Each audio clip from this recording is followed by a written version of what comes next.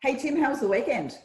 Well, it was really, really good. But more importantly, I understand you did a webinar in India or for India. I did on Friday afternoon. It was awesome. I really enjoyed it. Though I was surprised at how similar some of the challenges, the challenges in the industry are, because India is obviously a very, very different country to Australia. But yeah, I absolutely loved it and met some incredibly talented women. So yeah, it was awesome. Okay. Yeah. How good is that? Yeah, it was fantastic. If you can't travel, then as we can't, then do webinars. Yeah. Next best thing, but I can tell you they were all very jealous with my backdrop because they're all in much smaller accommodation than some of us are lucky enough to be in. So yeah, right. And I managed to finish my judging for the REI Awards over the weekend. Right. So you and I are going to get together to announce the finalists, I think, next week. Yep. So that will be exciting. It will. It will. In person. How about that? I won't sleep. Fair call. So we got some updated information from the government today on the $25,000 home builder grant. So we will send the link to that information out to everybody in our EDM. But important to note, we still can't apply for it yet because the National Partnership Agreement, whatever that is, hasn't been signed yet. And it is only applicable to properties up to $750,000, and we can do off the plan, but construction needs to start within 3 months of the contract being signed. So there's a lot of limitations to it, but still definitely check it out if you're looking to buy a property sub 750. Yeah. Well, as you said, we're still waiting on all the details, but it sounds like there's something coming down the pipeline at least. Yes, absolutely. Albeit somewhat slowly. Oh, now don't be like that. So we did a lot of media towards the end of last week about digital signatures and our call for those to be made permanent. I actually thought that it was permanent. So tell me, sorry. No, so I think digital signing of contracts, depending on the contract, has been kind of okay because people signing contracts, any of the challenges that have gone on as to the validity of that contract have been decided by the common law rather than the Electronic Transactions Act and the like. Except in the area, I knew you needed to know that, but except in the area where documents had to be witnessed. All right, so creating an interest in land, for example, when you get the transfer has to be witnessed, and therefore there's problems there and other documents that have to be witnessed. So that was a simple no, you couldn't do it, which is a bit bizarre, really, in reality, because the evil that they were trying to deal with is that you're there, I'm here, and you can't see me witness it. But the reality of it is the technology is such that I can see you do it. So, and this is where I think it is a bit bizarre because they've said, well, we know the technology can do it. So during this COVID period, we will let you do it. But as soon as COVID goes, we're going to go back to the antiquated system we had before. So all of us are saying, hang on, that's just stupid. Yeah.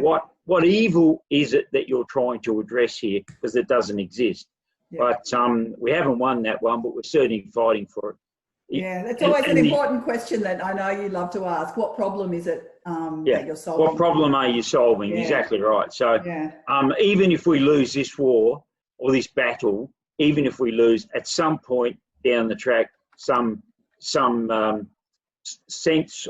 common sense will prevail and we'll get it in there. Yeah, there's absolutely no doubt that will happen eventually.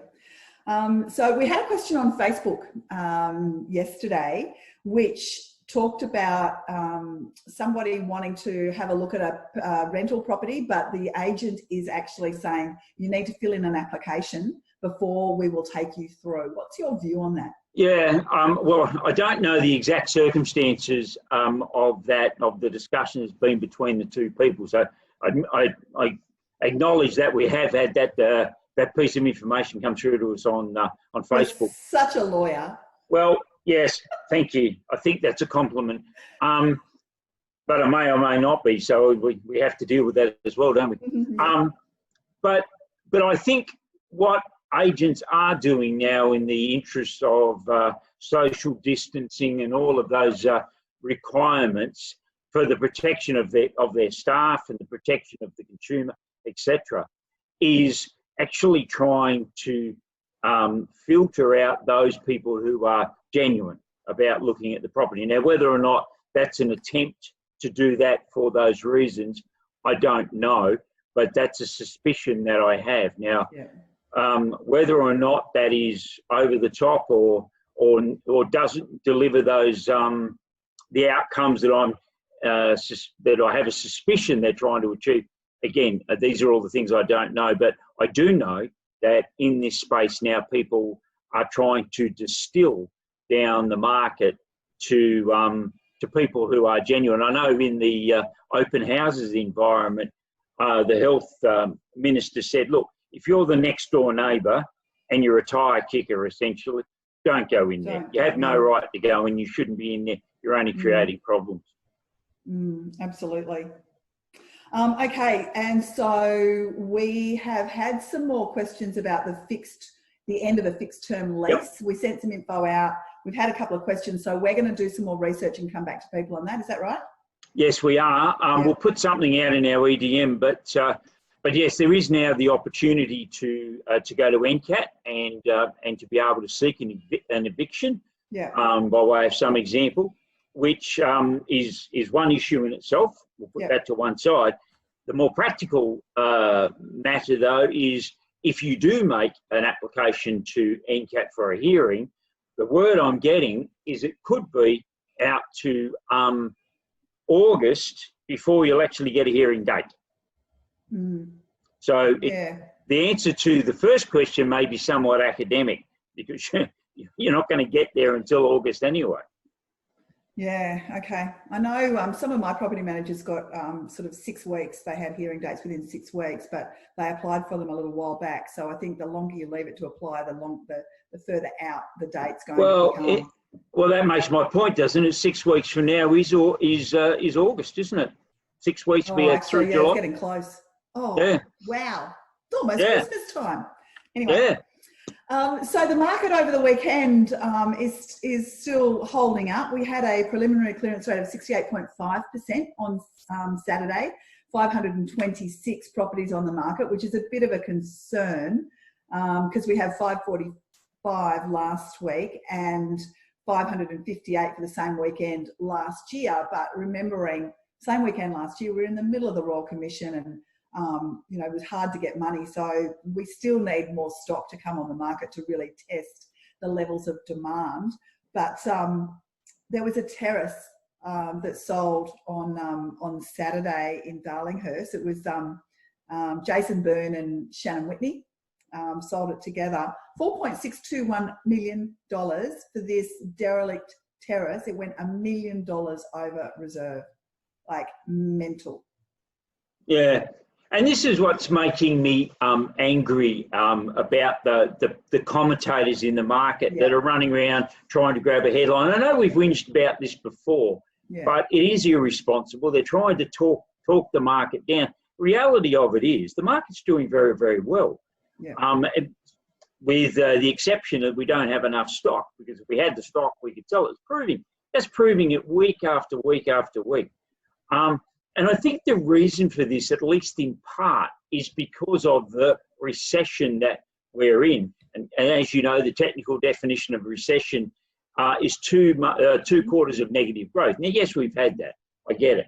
But this is a different recession than the financial recessions that we've had. So the GFC back in 2008, because that was driven by a financial meltdown. This is where the economy's been switched off deliberately for a health reason. So once we switch the economy back on, all of the indicators, all of the market forces are still there. And providing we can put the pieces together to bring it back, it's where we'll go. Now, for people to be talking it down and trying to damage it is really, really irresponsible. And And I think, you know, we're calling on them now, please stop it. There is no basis for it. And if you're successful in convincing somebody that it needs to go south, then you've done nobody any good. Yeah, absolutely. I was watching a video where someone was talking about the markets around, the real estate markets around the world, and he described it like damming a river. You know, the forces are still there. The supply and demand forces are still there, but they're being artificially held up. And so once you open that dam, it all starts to go back to normal. And so I thought it was a good analogy. No, it is. And he's 100% right. You know, this thing has been switched off. And there's like so many other things in our world. You know, like the coffee that we buy on the way to work. I mean, I haven't bought a coffee on the way to work because I'm not travelling into work. I was going to say, you could stop by the kitchen on the way to from your bedroom to the lounge room. But all of those sorts of things, they are all going to start again as soon as we come out of this world. Yeah, absolutely. And I am very much looking forward to our Friday webinar, which is with Dr. Andrew Wilson. Yes. Now, isn't that timely? We're just talking about the market. It's going to be really, really good to get Andrew to talk about this. Yeah, absolutely. Because there are so many economists out there that are living, breathing experts, according to themselves, right across the entire market. But Andrew is purely about property. Yeah, and I think we're very, very lucky to have Andrew coming along, be able to give us some. It's going to be really interesting, that one. Yeah, I'm looking forward to it. Before we go, I hear that you got a response to your request about whether or not we're an essential industry. Yes, I did today. Just for entertainment purposes, they wrote back to me. This is the New South Wales government, because I tried to convince them that property was an essential service. And you remember all the effort we went to put all the arguments out. And they wrote back to me, and I got it today. And it went around in circles and didn't say anything. So clearly written by somebody similar to my good self here. Talked a lot and said nothing. But the really important bit in all of that, Leanne, is that the very, very issues that we needed to be have since disappeared into the past anyway. So, it doesn't matter at the moment. And let's hope it stays that way. The theory is if you ignore a problem long enough, it might just go away. All right. Anything else before we go? No, I think that's enough from me, isn't it? Okay. Thanks, Leanne. All right. Talk to you soon. Bye. Bye.